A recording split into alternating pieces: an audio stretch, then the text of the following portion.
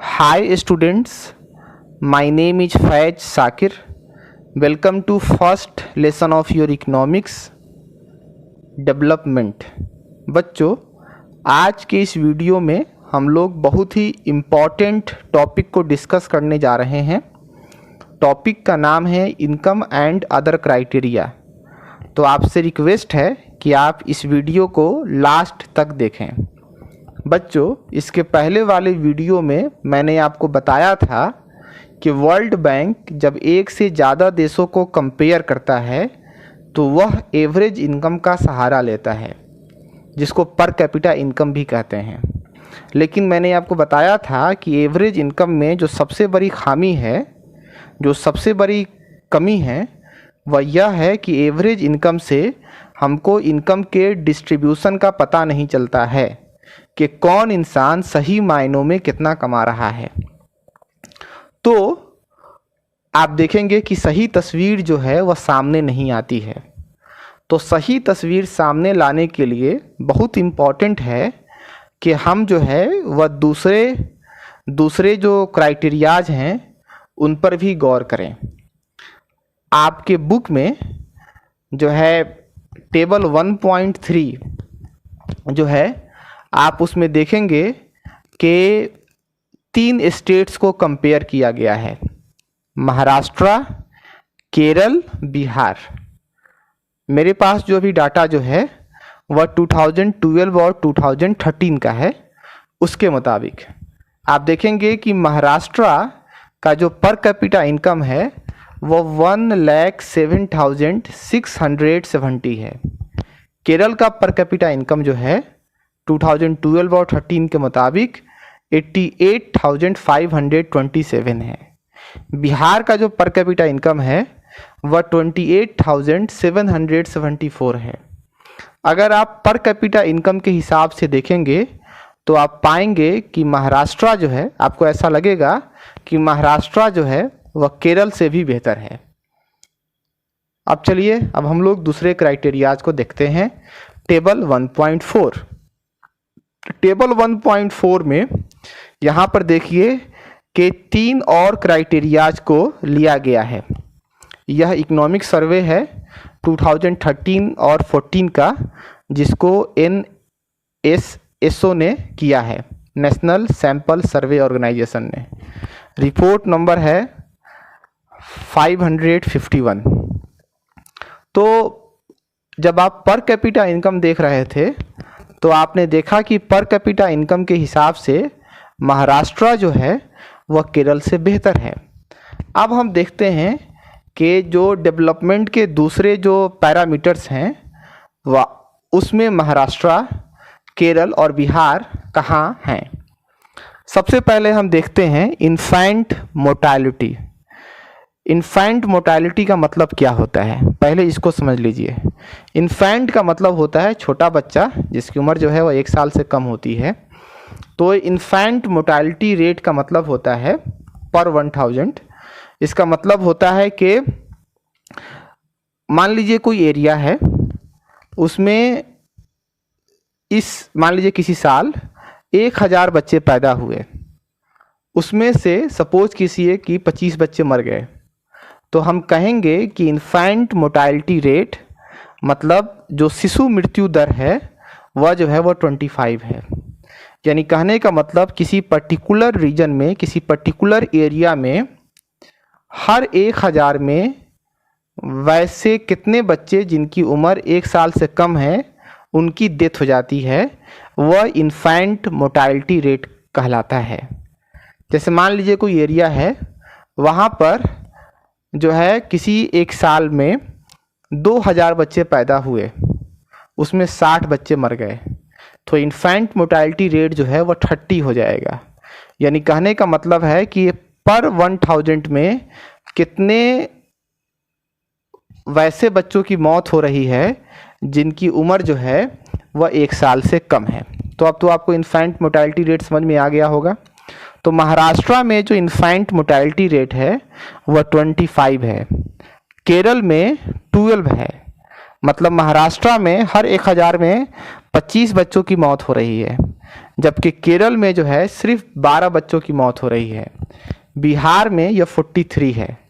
तो आप देखेंगे कि केरल में सिर्फ 12 बच्चे क्यों मर रहे हैं, क्योंकि वहाँ पर जो मेडिकल फैसिलिटी जो है वह बेहतर है, हॉस्पिटल्स वगैरह जो है वह बेहतर हैं, बच्चों को इलाज मुहैया हो पा रहा है। तो इन्फेंट मोर्टेलिटी रेट से हमको पता चलता है कि किसी जगह का मेडिकल फैसिलिटीज जो है वह कितना बेहतर है। जहाँ पर मेडिकल फैसिलिटीज बेहतर होगा वहाँ पर कम बच्चे मरेंगे। तो अब आप देखें, तो अब आप कंपेयर करें तो देखिए महाराष्ट्र का पर कैपिटा इनकम बेहतर था, लेकिन केरल का आप देखेंगे कि मेडिकल फैसिलिटीज जो है वो केरल में बेहतर है। अब हम आ जाते हैं लिटरेसी रेट के बारे में। लिटरेसी रेट का मतलब होता है कि पर 100 में, हर 100 में कितने लोग ऐसे हैं जिनकी उम्र 7 साल या 7 साल से ज़्यादा है और वह किसी एक लैंग्वेज में लिखना पढ़ना जानते हैं, तो उसको लिटरेसी रेट कहते हैं। ठीक है, लिटरेट का मतलब होता है वैसा इंसान जिसकी उम्र 7 साल से ज़्यादा हो और वह किसी एक लैंग्वेज में लिखना पढ़ना जानता हो, उस लैंग्वेज को वह समझता हो, स्कूल जाना जरूरी नहीं है। तो इससे जो है आप देखेंगे कि जो एजुकेशनल स्टेटस है, मतलब किसी भी स्टेट में एजुकेशन का क्या हाल है, वह लिटरेसी रेट से हमको पता चल जाएगा। जैसे इन्फेंट मोर्टेलिटी रेट से, मतलब पर 1000 में कितने बच्चों की डेथ हो रही है, इससे हमको मेडिकल फैसिलिटीज़ का पता चल जाता है। उसी तरह से लिटरेसी रेट से हमको पता चल जाएगा कि किस स्टेट में एजुकेशन का क्या स्टेटस है। तो आप देखेंगे कि महाराष्ट्र में 2011 के मुताबिक हर 100 में से 82 लोग ऐसे हैं, पर 100 में से 82 लोग ऐसे हैं जिनकी उम्र 7 साल से ज़्यादा है और जो किसी एक लैंग्वेज में लिखना पढ़ना जानते हैं। मतलब महाराष्ट्र में जो लिटरेसी रेट जो है वो 82% है, केरल में 94% है, बिहार में 62% है।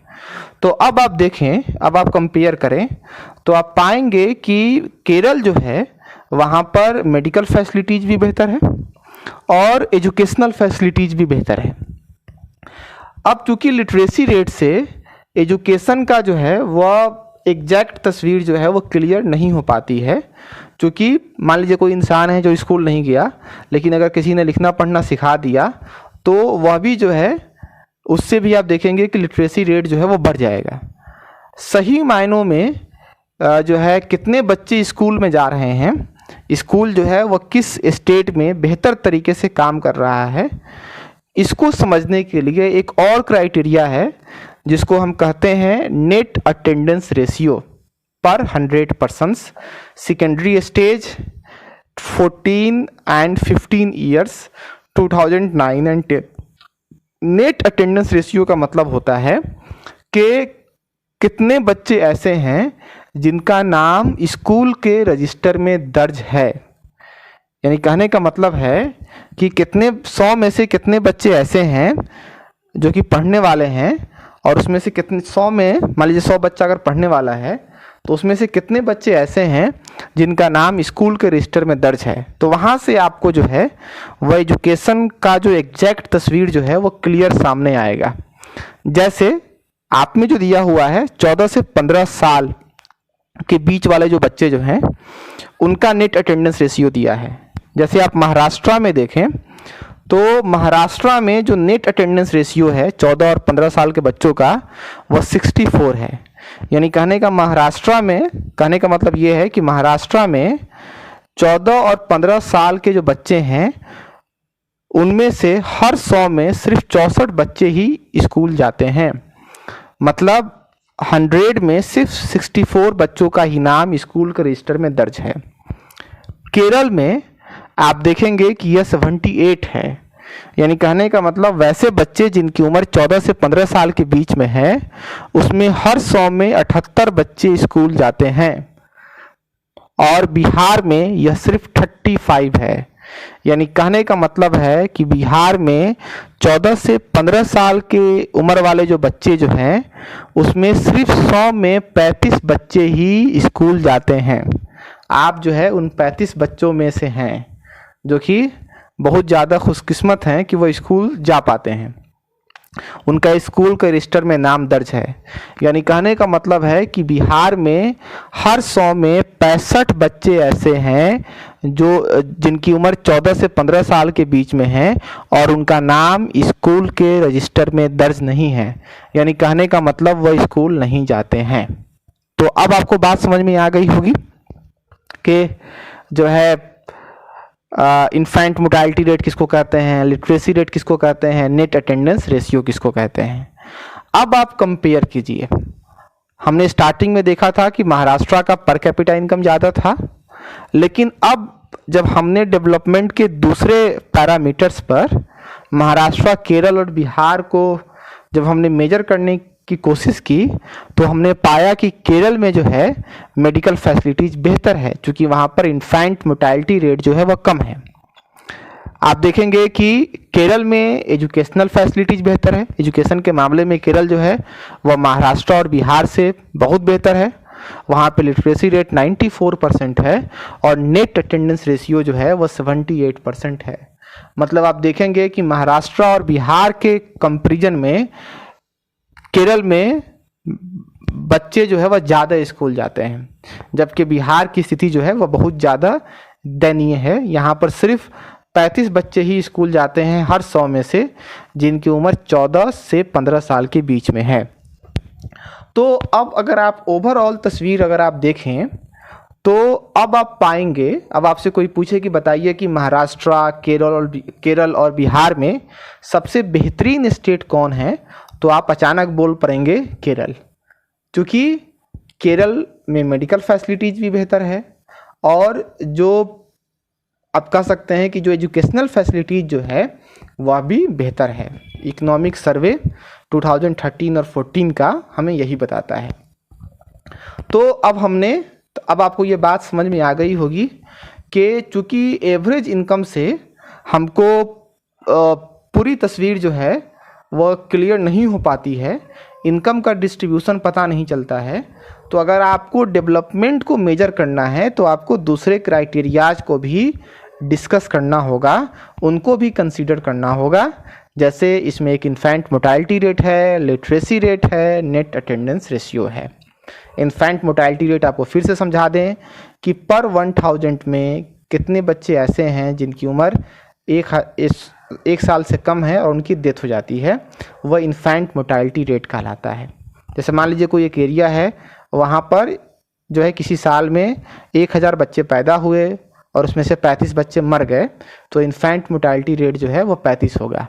लिटरेसी रेट का मतलब होता है कि पर 100 में कितने बच्चे वैसे हैं जिनकी उम्र, कितने लोग वैसे हैं जिनकी उम्र 7 साल से ज़्यादा है और वह किसी एक लैंग्वेज में लिखना पढ़ना जानते हैं।